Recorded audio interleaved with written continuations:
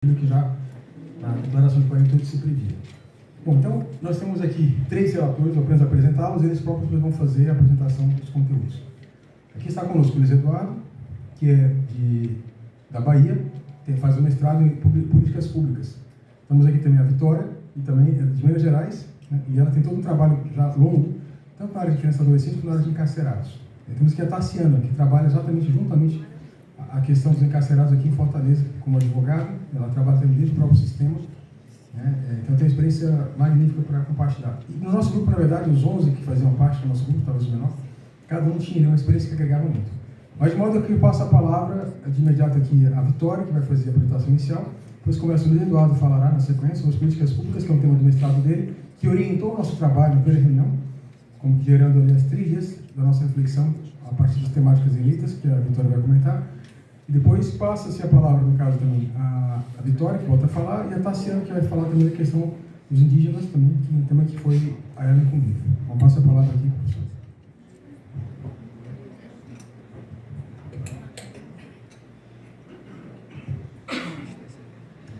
Bom dia, sou uma das relatoras desse grupo e vou fazer uma introdução de como que foi nossa organização, enfim, nossos debates dentro do grupo que trata das políticas públicas de âmbito federal. No primeiro dia que a gente se reuniu, a gente percebeu que, apesar do grupo reduzido, que é formado de 11 pessoas, é um grupo muito diverso, tanto nas atuações, nas áreas de especialidade, de estudo, enfim. E, por isso, foi um grupo muito rico em debates. Para os dias seguintes, a gente fez uma divisão temática por dia. E aí, na terça-feira, a gente abordou a questão da elaboração de políticas públicas, os caminhos possíveis para essa elaboração, os tipos de políticas públicas, enfim, para tudo que a gente fosse pensar das medidas depois disso fosse ancorado nesses conceitos básicos, enfim. E essa exposição sobre política pública foi mediada pelo Luiz Eduardo, pelo Rafael. E aí a gente elencou 3 grupos vulneráveis, marginalizados e excluídos para a gente tratar na quarta, quinta e na sexta-feira. Esses grupos foram os encarcerados, que foi uma discussão mediada pela Tassiana, pelo Frank, pelo Cornelius e pela Liana. O grupo dos indígenas, que foi uma discussão mediada pelo Valério e pela Cristiane. E o grupo das crianças e dos adolescentes, que foi uma discussão mediada por mim e pelo Hoje. Apesar dessas mediações, dessas pessoas que acabaram dando rumo ao debate, a gente via que em todos os dias, todas as pessoas tinham muito a contribuir, enfim. E a gente tratou sempre de forma interseccional esses temas. E vou passar agora para o Luiz Eduardo para ele falar um pouco sobre esse primeiro dia que foi das políticas públicas, os tipos de políticas públicas e a nossa escolha dentro desse âmbito. Obrigado, Vitória. Bom dia. Inicialmente, eu gostaria de, primeiro, também, falar minha alegria de estar aqui na mesa com 3 grandes professores, o professor César, o professor Antônio, que eu conheci aqui, e o professor Menezes, que é meu grande mentor, meu orientador. Então, é uma grande honra estar aqui compartilhando esse momento. Então, a gente percorreu um percurso metodológico, pode-se dizer. O professor Antônio articulou de primeiro dizer, para formular políticas públicas, temos que saber como pensar políticas públicas. E é uma questão essencialmente metodológica, porque pode parecer uma coisa meio óbvia no início, mas quando você orienta seu pensamento, orienta sua compreensão de determinado fenômeno a partir desses parâmetros, fica fácil você compreender o objetivo que se quer atingir. Principalmente no caso das políticas públicas, que precisam ser extremamente específicas, direcionadas, visar atingir objetivos claros.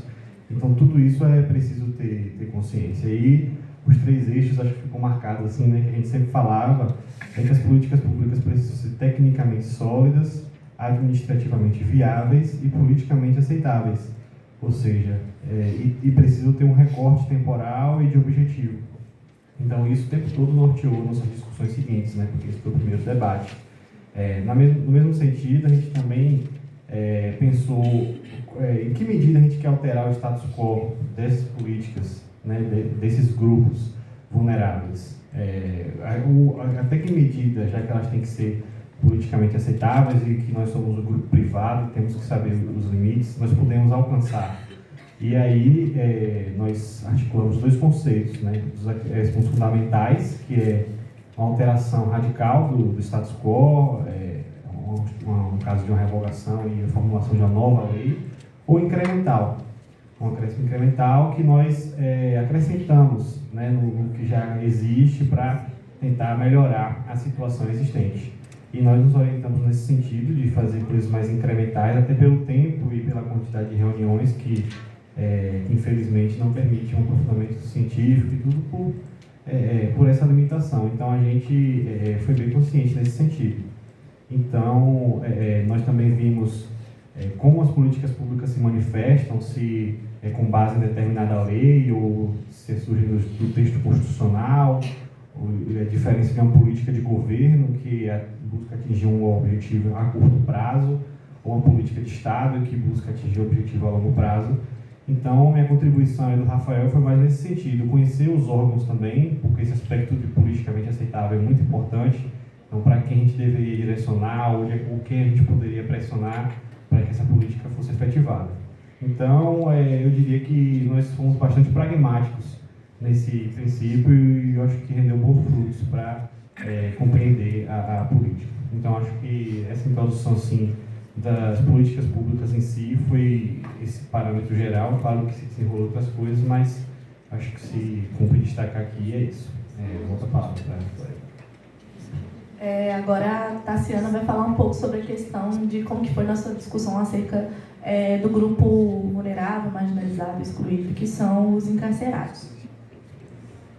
Bom dia. Falar primeiro que é um prazer estar aqui com vocês, né? Compondo essa mesa imensa e bonita, né? Com professores honrosos.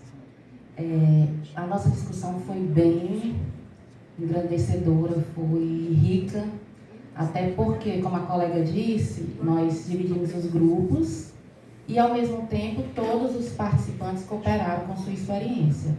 Uma observação: o grupo que ficou com o sistema penitenciário foi composto por 4 colegas, eu, advogada criminalista e agente socioeducadora, o colega Franco, que também atua na área criminalista, a colega Liana, que é juíza, e o colega Cornélios, que é egresso do sistema penitenciário cearense. Ou seja, riquíssimos, né? E nas discussões, nós conseguimos identificar, além de muitas outras coisas necessárias, mas o que pontuou mais foi a questão da progressão dos internos, né? A dificuldade que nós temos não só no Estado, mas no país, de concretizar essa progressão no tempo correto. Conseguimos identificar que a nossa lei não é tão falha quanto as pessoas acham, precisa de lei. Não, a lei não é tão falha. Nós estamos um pouco com falha na atuação, na realização dos programas da lei. Teve algumas propostas, né? Foi falado sobre a LEP, que eu acabei de falar, e uma das propostas, dita através da experiência da nossa colega, que é juíza, né? Foi a questão da implementação dos sistemas. Porque nós temos alguns sistemas, porém, não está no Brasil inteiro. É uma coisa que é divulgada, o CU é para o Brasil inteiro, mas não está. Inclusive, a colega tem a experiência e nos passou alguns estados que também não tem, ou que tem e não utilizam-se. Né? Então, uma das propostas foi a implementação desses sistemas. E, além da implementação do sistema, a gente precisa também de pessoas qualificadas, né? Que seja qualificada aos servidores, o judiciário, para que o sistema possa funcionar para o que foi criado, né? Porque o que adianta ter o sistema, e aí ele está lá, e aí nós estamos com o nosso interno lá, e aí não é alimentado o sistema, porque esse sistema tem que ser alimentado por alguém, e acaba que o sistema foi bom criado, mas não funciona na prática. E hoje nós estamos com uma quantidade imensa de internos nossos, no semiaberto, né, no regime semiaberto, inclusive regime aberto a nível nacional, isso não é só estadual, que estão no fechado, por conta de não funcionar todo esse sistema, toda essa política. Então, acho que essa proposta foi a que mais pertinente, além de muitas outras que nós não vamos ter, não podemos expor, né, por conta da quantidade, mas é isso. Acho que quer implementar? Só complementando a colega, né, sobre essa questão dos sistemas, a gente, além da questão da implementação completa, né, do CEU, tem também que a gente identificou um aprimoramento dele, né, no sentido de automatizar determinados processos, para além da questão da progressão de regime, mas também em relação aos requisitos, né, se os requisitos já foram cumpridos, porque isso acaba ficando a cargo do juiz fazer essa análise 1 a 1 e acaba sendo um dos fatores, né, que faz demorar essa progressão efetiva, né, para o semiaberto. E aí faz muitas pessoas cumprirem quase que a pena inteira no sistema fechado. Agora eu vou falar um pouco sobre a questão de como que foi nossa discussão acerca dos indígenas, né, que foi uma apresentação que foi mediada pelo Valério e pela Cristiane. E o foco central nessa discussão foi da interculturalidade. E aí vou explicar um pouco do que eu entendi desse conceito, porque também aprendi no próprio dia, né? Enfim, depois fui dar uma pesquisada, enfim. Mas a ideia central desse conceito, e foi a ideia que a gente discutiu muito, foi um tema que trouxe muita discussão, é a interculturalidade não como apenas voltado para o público indígena e para essas ditas minorias, né, para os vulneráveis, marginalizados e excluídos, mas uma interculturalidade que seja de fato abrangente, no sentido de estar na base curricular, está no ensino nas escolas convencionais, né, nas escolas, em todas as escolas. E aí que seja de fato uma troca, para que de fato o aluno de uma escola numa capital, um aluno de uma escola de Fortaleza também tenha acesso a essa interculturalidade. E não só a escola que seja para o público indígena tem essa interculturalidade, que tem esse ensino, né, da língua indígena, para além do português, enfim, a gente quer que haja de fato essa troca. E aí, para isso, e aí vou precisar dar uma olhadinha, a gente pensou, né, na interculturalização do currículo da educação básica, que foi o que a gente mais focou na nossa discussão, né? A gente falou até da questão do Dia do Índio nas escolas, que ainda é muito comum, né? E aí o Dia do Índio, essa própria terminologia índio, né, é uma terminologia ultrapassada, e essas comemorações, né, ditas comemorações, sempre vêm sem um caráter de fato de conhecer diferentes culturas, enfim, vem como uma forma caricata. E que depois acaba, enfim, levando a diversos preconceitos que acabam por reforçar a marginalização, a exclusão. E aí, fazer essa interculturalização no currículo da educação básica, na base comum curricular, valorizando as manifestações culturais locais, a visibilidade dos povos e suas culturas e o reconhecimento e aceitação das diferenças. Então, essa questão também da regionalização, no sentido de, que foi uma coisa que a gente comentou muito, né? Às vezes as pessoas estão nas cidades, não têm contato direto com a cultura indígena e nem sabe que na região tem pessoas indígenas, tem povos indígenas. Minas Gerais mesmo, tem gente que nem sabe que no estado tem pessoas indígenas, né? Uma coisa que acaba associando muito à região norte, e aí o tanto que a gente achou importante trazer isso para o currículo de base nas escolas, para a gente realmente ter esse conhecimento e se formar a partir disso. Outros pontos, né, sobre esse aspecto que a gente achou importante trazer foi a não limitação do conceito de interculturalidade à sua visão funcional, ou seja, ao idioma ou área de conhecimento.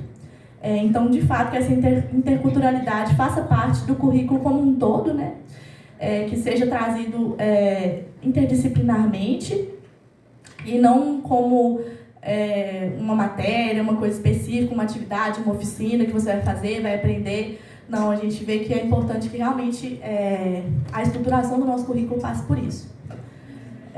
A realização de um mapeamento antropológico nos municípios sobre todas as formas de manifestações culturais presentes na localidade, para promover essa interculturalidade a fim de inserir no currículo da educação básica todos os grupos locais, que é exatamente essa questão da regionalização que eu falei, enfim, conhecer o que a gente tem na nossa cidade, no nosso estado. Procurar trabalhar e, com o auxílio dos povos, traduzir todas as declarações, convenções e estatutos que o Brasil é signatário para as línguas nativas envolvidas no processo educacional, a fim de que se possa gerar o entendimento de seus direitos desde a base. E aí, essa proposta especificamente voltada para a população indígena, né, que é a questão dessa tradução desses tratados que a gente está falando, né, todos esses dias, que é a questão dos direitos humanos, do acesso, aí a gente fala, né, o acesso à Corte Interamericana, enfim. E aí, muitas vezes, acaba por precisar ser mediado, e a gente acha importante que, na verdade, todas as pessoas realmente tenham acesso a esses conteúdos, para poder reivindicar os próprios direitos. Outro ponto que a gente levantou também foi possibilitar aos povos interessados o desenvolvimento de atividade de 2 ou mais idiomas. No caso do fato de o professor não falar a língua indígena, não impossibilita o aluno de trabalhar também em seu idioma nativo, que é justamente essa centralidade na formação do aluno de uma forma integral nesse sentido. Agora a Tassiana vai falar um pouco, né, sobre o nosso terceiro tópico, né, nosso terceiro grupo marginalizado, que foi escolhido, que foi as crianças e os adolescentes. Vamos lá. Esse grupo foi composto pela Vitória, né, que tem uma experiência imensa em propriedade para nos ajudar, e com o Hoje, que eu acho que ele ainda não chegou. Tá lá? Hoje, pronto. O Hoje é ex-conselheiro tutelar, então também uma pessoa que vive na prática essa problemática, né, que nós vamos apontar aqui.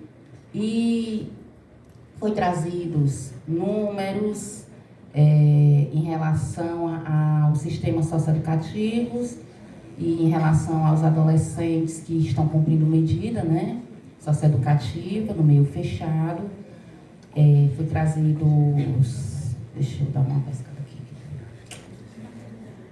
Os marcos históricos, marcos legais, pela nossa colega, inclusive, que tem um trabalho belíssimo em relação a isso. Eu também aprendi bastante, Vitória, com isso, né?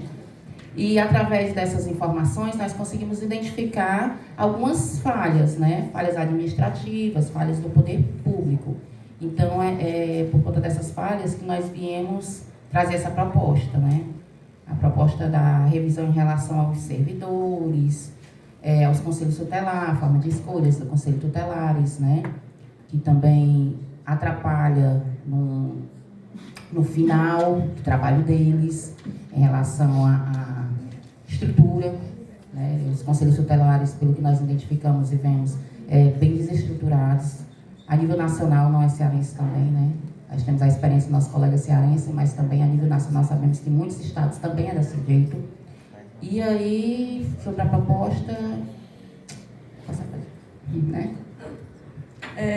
A gente, na verdade, nesse tópico, a gente foi por 2 caminhos, né? E aí nossas propostas eles seguem esse caminho, né? Que é a questão socioeducativa, que é a área que eu tenho mais experiência de atuação, e também em questão ao conceito tutelar, né? Essa atuação do conceito tutelar, que é a área que hoje tem muita atuação, muita experiência aí. E aí a proposta, né, realmente relacionada a esse grupo que a gente vai apresentar aqui de forma mais sólida, é em relação a um problema que a gente identificou em relação ao sistema socioeducativo, mas que também, né, a gente também identifica na administração pública como um todo, que é a questão dos vínculos frágeis de trabalho, né?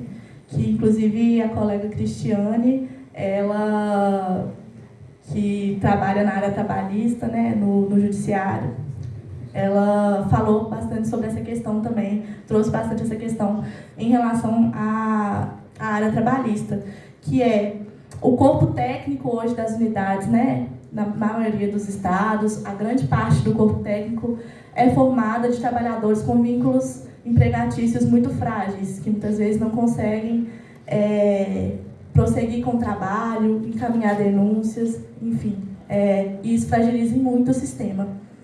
Não só o corpo técnico, mas também os agentes socioeducadores, né? Que também muitas vezes são formados por vínculos empregatícios muito frágeis.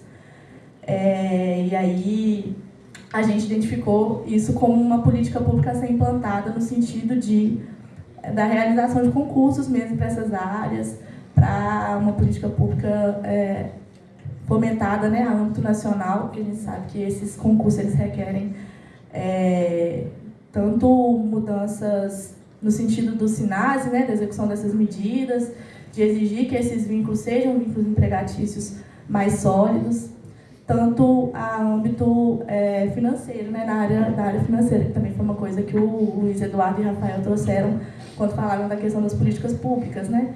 E então foi o que a gente pensou enquanto principal proposta.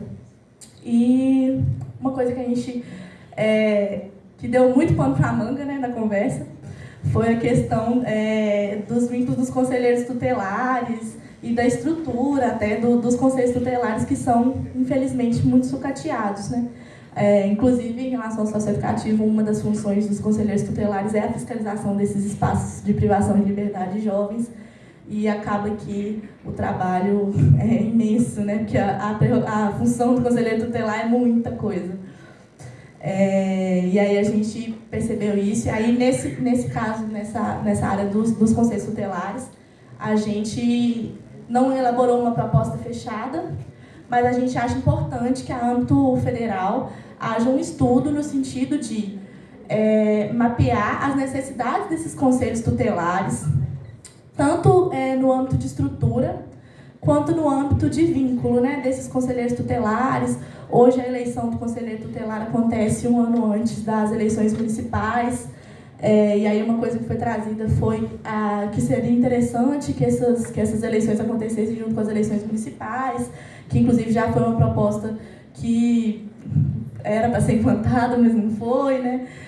Uma área, inclusive, que a gente fala bastante sobre. Então, um estudo nesse sentido, né, do que está precisando para esses conselhos tutelares, enfim, funcionarem, e também para que esses cargos sejam, de fato, ocupados por pessoas capacitadas, e, para além de capacitadas, que tenham o corpo técnico e a estrutura adequada para realizar os trabalhos na integralidade e realmente fazer concretizar aí a prioridade máxima que está na nossa Constituição, que são as crianças e os adolescentes terem seus direitos. Bom, então, indo para o final da nossa apresentação, é só comentar um pouquinho que realmente foi uma turma trabalhou muito, trabalhos intensos. Nos nossos dias aqui, raramente a gente acabava, fomos forçados a acabar antes das 6 horas, porque o assunto continuaria por muito mais, e de modo muito animado. Então, no grupo estava todo mundo aceso, participando, atuante, colaborando, contribuindo. Várias pessoas têm esse trabalho, digamos assim, a própria Vitória, né, encarcerado, criança e adolescente simultaneamente, a Tassiana, condição feminina, depois a questão do presídio também. Então, tem vários múltiplos temas, né? A nossa colega juíza também ali, que agregou muito, né, toda essa questão do papel que tem numa magistratura, e como às vezes a gente percebe que lá na ponta, às vezes a decisão do juiz ainda não está sendo executada, né? Então, como a gente contornar esse tipo de situação, né? Então, foi muito rico. E aqui, outra informação só sobre o grupo, para encerrar já a nossa exposição, o que se nota, né? Que todas as pessoas estão muito motivadas mesmo a fazer alguma mudança, a operar alguma mudança, mas com muito realismo também. A gente falava das diversas possibilidades de propor alguma alteração. Você pensava desde a proposta legal, depois a questão que, mais do que a questão da lei, a lei até é bem feita muitas vezes, a questão é o passo seguinte, implementação dela.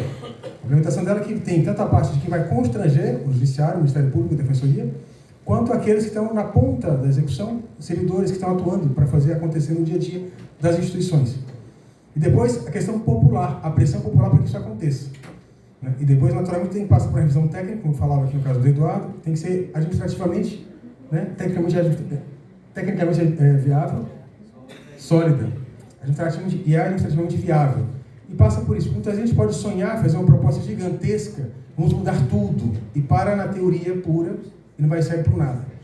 Então, qual que é a proposta concreta que possa interferir no momento presente e talvez gerar uma mudança a um custo menor, eventualmente até, mas que possa ter uma eficácia, portanto, maior para aquela comunidade que está sofrendo, está sendo cada vez mais marginalizada, no caso excluída, o grupo dos vulneráveis.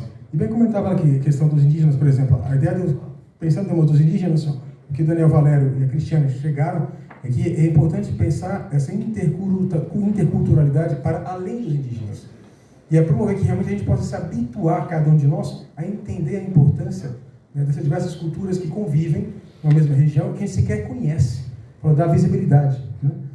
Mesma situação também dos encarcerados, a gente sabe que muitas vezes não se conhece também.